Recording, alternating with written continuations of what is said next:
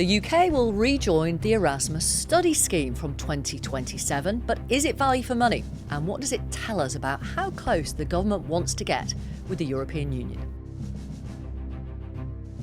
It's Victoria in the Newscast studio. And it's Joe Pike in the Newscast studio. Joe Pike, how are you? Very good. How are you? Looking very Christmassy and red. I am. I've got a red shirt on, but I miss working with you on Newsnight. Oh, well. I now really and then I pop up and join you in the studio later. Or maybe we'll have a drink later at our Newsnight Christmas party. Absolutely. Anyway, let's talk about Erasmus. Who is he? No, what is it? He is a Dutch Renaissance theologian, Desiderius Erasmus. It is a EU study scheme for people at universities and FE colleges and wanting to do apprenticeships, all sorts of people. But since Brexit, Brits have not been able to take part in it. Boris Johnson replaced it with the Turing scheme, named after a different historical figure, a mathematician, Alan Turing, and computer scientist. So what the government have now announced is that from 2027, 6 years after the government announced it would end its participation in this scheme, people will be able to spend a year abroad in one of these institutions in Europe. And a key part of it is that you don't need to pay any extra fees. And of course, people from Europe can come to the UK and do a similar thing. Sure. For what it's worth, I asked my 19-year-old son, who'd never heard of it, what do you think of... He's just finished his first term at uni. What do you think of this idea, us going back into this scheme? His reaction was quality. What's the other reaction been? Well, certainly the EU, Vic, have praised the work of Nick Thomas-Symonds and others in the UK government, saying the UK's reintegration into the scheme opened the door to new shared experiences and lasting friendships for young people, like I suppose potentially your son, but not everyone is on side. The Lib Dems, unsurprisingly, are positive about it. Hallelujah was the word that Layla Moran from the Lib Dems said, but the Conservatives have been particularly critical. Priti Patel saying this undoes Brexit by stealth, but also criticism with the amount this will cost. The bill is £570 million, almost double the annual cost pre-Brexit. And that is just that negotiated plan just for the first year, for the 27 to 28 academic year. This is sort of, Vic, a bit of an introductory offer, it seems, that 570 is what the UK is paying now, but it's perfectly possible that rises, partly because under new multi-EU budgets, there may be a much bigger cost.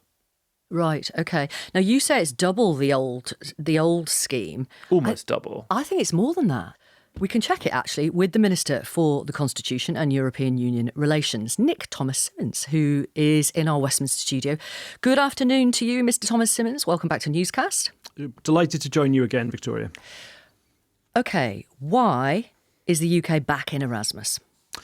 To create tens of thousands of greater opportunities for principally young people, but for adult learners as well. And this is a really exciting announcement, Victoria. I've been delighted to conclude this negotiation and to be able to make this announcement today, because we've had the Turing scheme, which was for schools, colleges, and indeed for universities. But what this is a much broader scheme, with including things like youth work or sports exchanges. I was at an FE college only this morning in Hackney talking about sport, basketball as it happens this morning, but also, as I say, adult learners, staff who might want to go and get extra training and broaden their horizons as well. So this is a much bigger scheme, broader set of opportunities. Very proud to be presenting it, and it will, of course, be operating from 2027. It's not broader in geographical terms, though, is it? Because the Turing scheme was worldwide. This is obviously the European Union.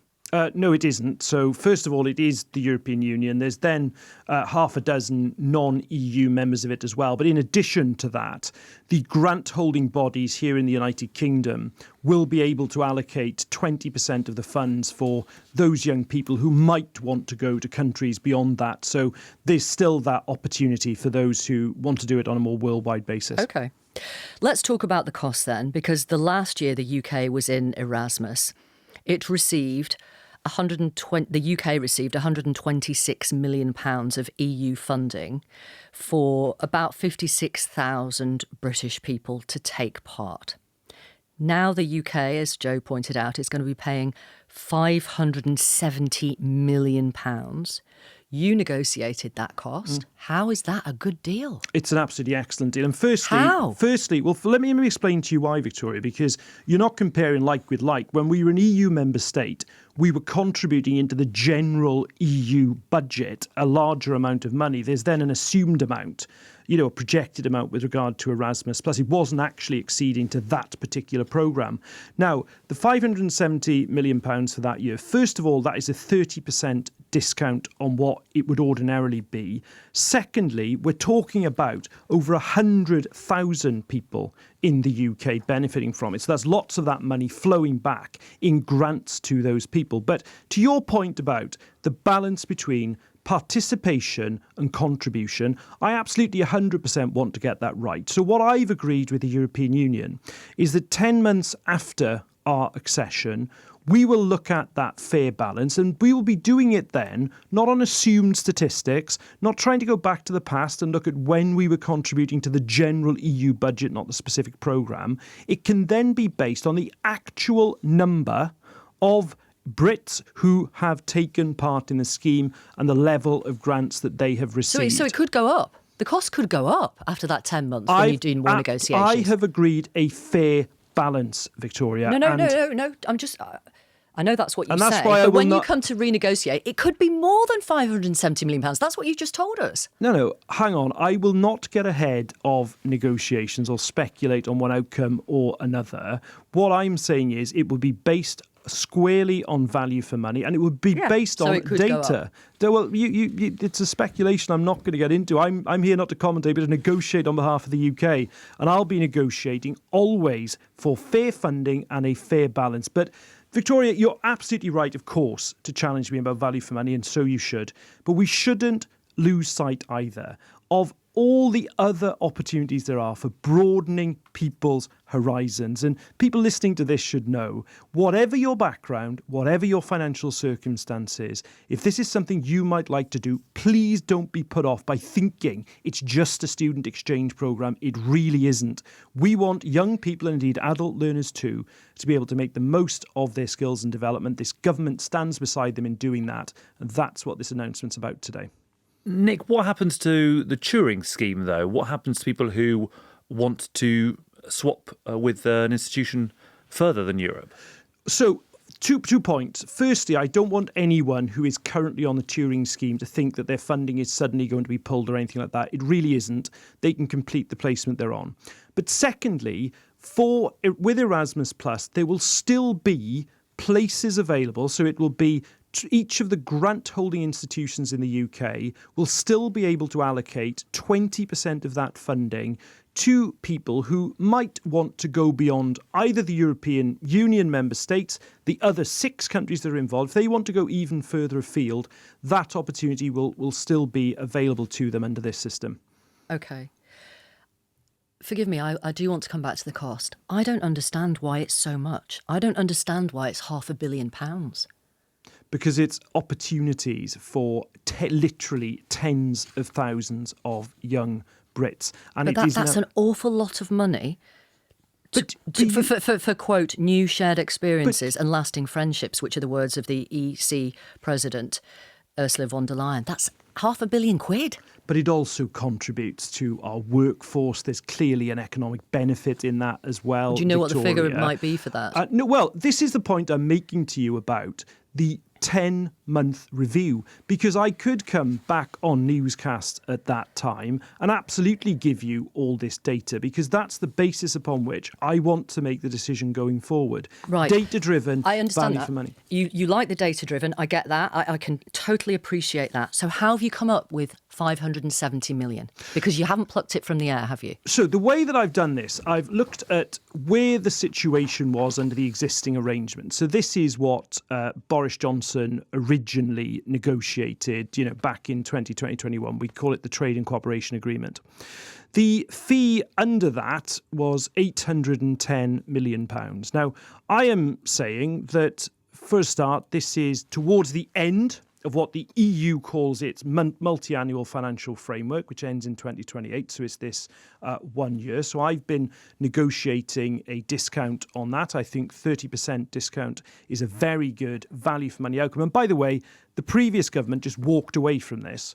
They weren't offered a discount or even sought to get a discount. They replaced it with the Turing scheme. Yeah, but it's which was cheaper. I'm sorry, Victoria, but it's nowhere near the same. If you look at the last year of the Turing scheme, it's 43,200 people, and it's only schools, colleges, and universities. This is well over 100,000 people can benefit per year, so it's more than double that scheme. You don't know. But you don't know that 100,000 people will benefit. I'll come back and have the discussion with you if I don't meet it. But secondly, as well, this is also way beyond just school, colleges and further education institutions, around the sports exchanges, the youth exchanges, the adult education exchanges. So This is a far better, bigger scheme. And that's why I've taken the decision that I have. And by the way, if the other parties wish to oppose this and genuinely want to come back and say they want to take these opportunities away from young people, then I would welcome that debate.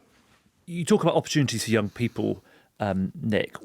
What about the other scheme that many people are expecting the government to be negotiating soon on youth mobility, on young people being able to live and work in Europe? So we've also agreed with the European Union, and Maros Sefcovic and I have made this clear today, that by the time of the next UK-EU summit, it'll be in 2026. We haven't set a date in 2026, but it will be next year. We will have completed the negotiations on the youth experience scheme, but also the food and drink agreement, which, by the way, will mean that exporters up and down the country in the agri-food sector having to pay, say, £200 per consignment for export health certificates, £1,400 if they're selected for sampling, £61 for identity checks, will no longer have the red tape and those checks. So that's the progress we're driving forward as well. So you're still going to go for a youth mobility scheme on top of this Erasmus scheme? We certainly are looking for that youth experience scheme. It will be in the context of the 13 youth mobility schemes that already exist, that are operating perfectly well at the moment. It will be capped, it will be time limited, it will be subject to visa requirements. But again, Victoria, Joe, we're quite right to talk about design of the scheme, and that's subject to negotiation at the moment. But again, this is a really exciting opportunity for young people. This government is about giving opportunities to young people to make the most of their potential. Again, I'm very proud to be negotiating that as well. And then there'll be many, many young people who would be delighted to have that opportunity, I'm sure. But there might be others who are saying, look, this is reminding me of how the UK used to be, and actually I voted for Brexit. Well, of course, and we respect the outcome of the 2016 referendum. And in our manifesto last year, we said we wouldn't go back to freedom of movement, we wouldn't go back to the customs union, we wouldn't go back to the single market. We will not do those things. What we were absolutely clear about is that we would, in the national interest, negotiate a closer UK-EU relationship. But within that framework, within those guardrails, that's what our mandate is from the 2024 election. That's what I'm delivering. You were recently put back in the cabinet, if I can put it like that, as Minister for the Constitution and EU Relations. Tell newscasters what the significance of that is when it comes to the government's position on Brexit and where you want to be in relation to the rest of Europe. So, firstly, I'm not sure "put back" is the correct phrase. Sorry, go on. It did sound crude. I didn't mean it like that. How would you put it? Well, I was already attending Cabinet when relevant issues on my portfolio were on the agenda. So I've never not contributed in Cabinet on the direction of our European policy. But nonetheless, to obviously have now full attendance rights, full participation, I think is a recognition and a confidence from the Prime Minister in the strategy that we've been pursuing. Indeed, I've been pursuing from a year out from the general election when we were in opposition, preparing and doing the careful diplomatic work that's allowed me to conduct this negotiation in government. And 2026 in the UK-EU relationship is now going to be about delivery. It's about delivering those and ending the negotiations on what we agreed in the common understanding in May. And to go back to the food and drink agreement, I've said that I want that implemented in the first half of 2027. So it's going to be all about now driving progress, instruction from the Prime Minister to get on to deliver. That's precisely what I'm doing. You seem to be getting challenges from both sides, though, especially on this sort of policy. The Lib Dems are wanting the government to move further, the Conservatives talking of betrayal, and yet some of the language you hear from ministers and indeed the Prime Minister seem to be the government attempting to use the issue of Brexit to criticise and damage reform. What is happening with all of your rivals? What's happening is I am delivering. The government is delivering. We are putting forward a deal and delivering a deal that is good for jobs, that is good for bills, bearing down on food and energy bills, and is giving us more tools like sharing criminal records to defend our borders. And our challenge to the other parties is this. If you seriously want to go into the next general election, you want to put those jobs at risk. You want to risk bills going up. You want to take away tools from frontline law enforcement to secure our borders, then that is a debate we will welcome.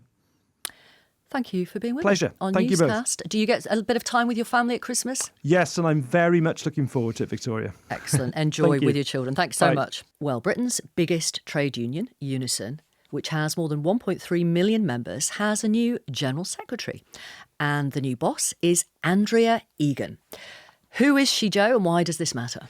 Andrea Egan, Vic, is a Bolton-based social worker. It matters because the person she has effectively ousted in this election, Christina McAnee, who is still General Secretary until January, she is seen as one of Keir Starmer's biggest, if not his biggest ally in the trade union movement.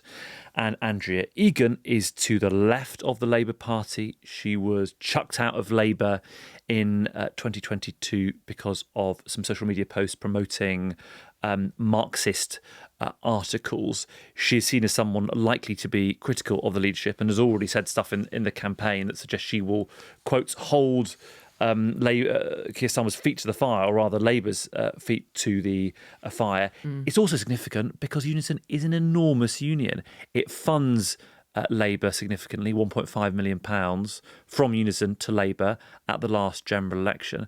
And it's got 1.3 million members in all these different areas, mainly big public service employers like the NHS, like local government, some in the police. Although they may have a big membership, not many voted in this contest, about 7%, under 100,000 of the 1.3 million. So turnout was very, very low. Very low. Andrea Egan won with a sort of 60-40 split. And it was a surprise. And for the past couple of days, I've been getting missed calls and texts from people in Labour, some excited, some worried about this because of how it could potentially change the balance of power internally. OK, well, let's have a listen to Andrea Egan. Here she is speaking in a campaign video back in October. Hi, I'm Andrea Egan and I'm standing to be your next General Secretary of Unison. As a social worker, I understand the difficulties workers and families face. Austerity, devastated working lives. Social workers and council workers struggle every day with too much work, too much stress and not enough support, and that has to change. I want to be part of a union that will work with you to fight against further cuts, improve pay, reduce workloads and increase support. Vote Andrea Egan, the Unison General Secretary.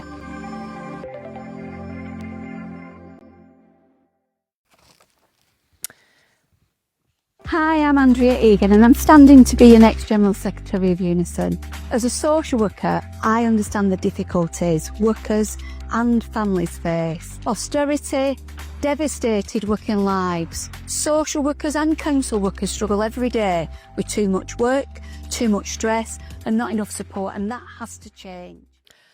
How can she, in practical terms, make life difficult for Sir Keir Starmer if she wishes to? One way she could do it, Vic, is to be sort of vocally critical on the airwaves, to come on Newsnight with you or come on a newscast and be critical of Keir Starmer and pick apart different parts of policy. She's certainly been very critical over previous ditch plans over welfare.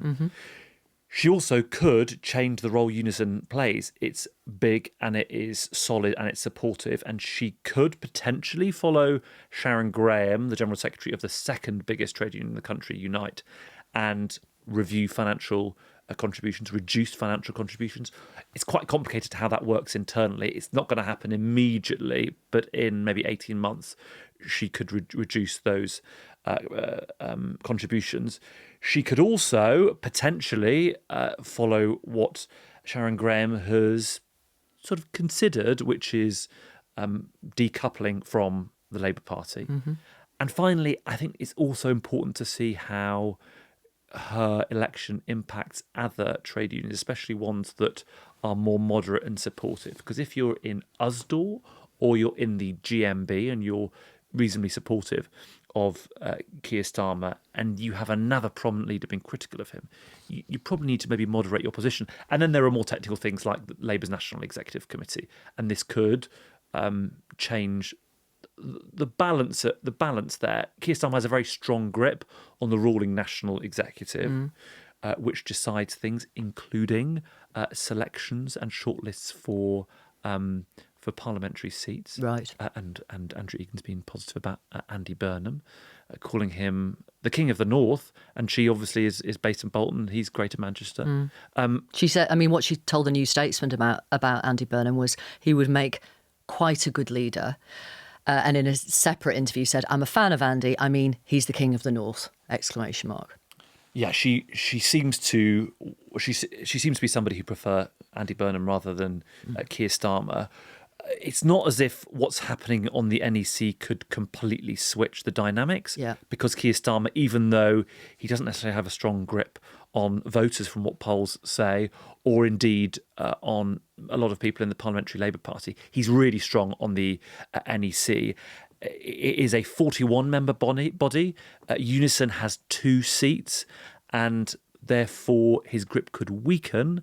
And there is a sort of subcommittee of the NEC which looks after selections. So you could see someone from Unison potentially having a voice on a panel which might decide whether Andy Burnham is or is not shortlisted.